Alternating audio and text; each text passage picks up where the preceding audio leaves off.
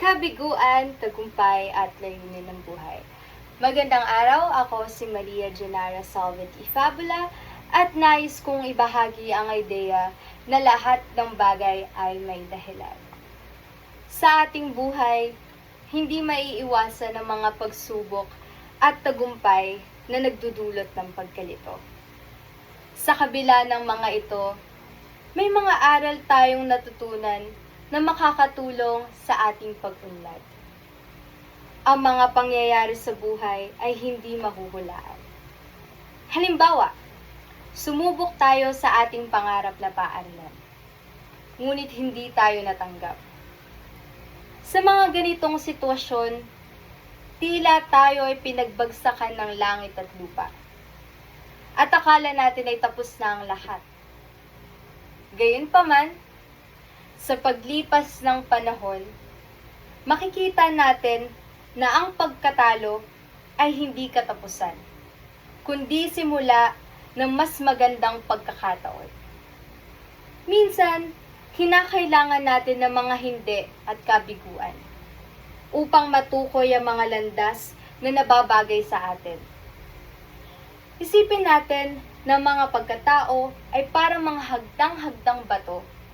Sa bawat pagkatalo, tayo ay mas papalapit sa mas magandang bagay.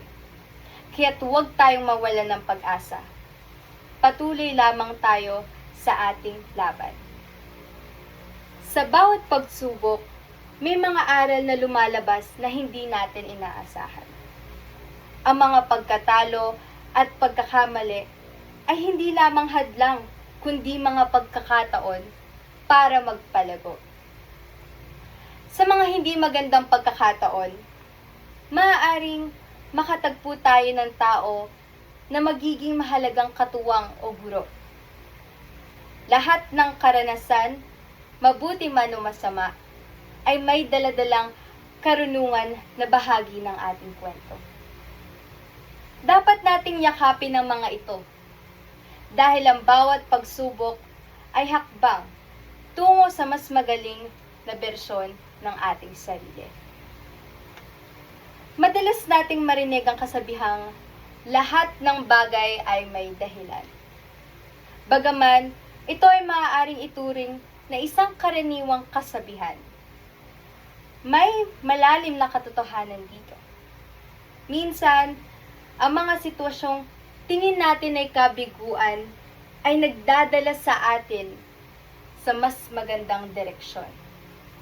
Kaya't sa kabila ng mga hamon, mahalaga na isaalang-alang na ang bawat pagsubok ay maaaring magbukas ng pinto sa mas magandang kapalaran at mga bagong oportunidad. Mahalaga ang papel ng pananampalataya.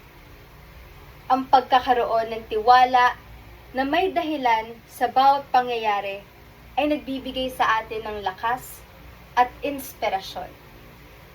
Sa mga pagkakataong puno ng pagsubok, ang pananampalataya ang nagsisilbing ilaw na nagtuturo sa atin sa tamang landas. Kaya't dapat tayong humawak sa ating pananampalataya habang tayo'y naglalakbay sa masalimuot na landas ng buhay. Huwag nating kalimutan ng ating mga karanasan ay hindi lamang para sa ating sarili. Ang kwento ng ating tagumpay at pagkatalo ay nakakapagbigay inspirasyon sa iba. Ang pagkakaroon ng suporta mula sa isa't isa ay nagiging daan upang bumuo ng mas matibay na koneksyon sa ating komunidad. Sa huli, yakapin natin ang ideya na lahat ng bagay ay may dahilan. Ang bawat karanasan ay may layunin at nagdadala ng mga aral na maaaring magbukas ng bagong pananaw. Kaya't huwag tayong matakot sa mga pagsubok. Yakapin natin ang bawat pagkakataon bilang bahagi ng ating kwento patungo sa mas maliwanag na kinabukasan. Maraming salamat sa inyong pakikinig.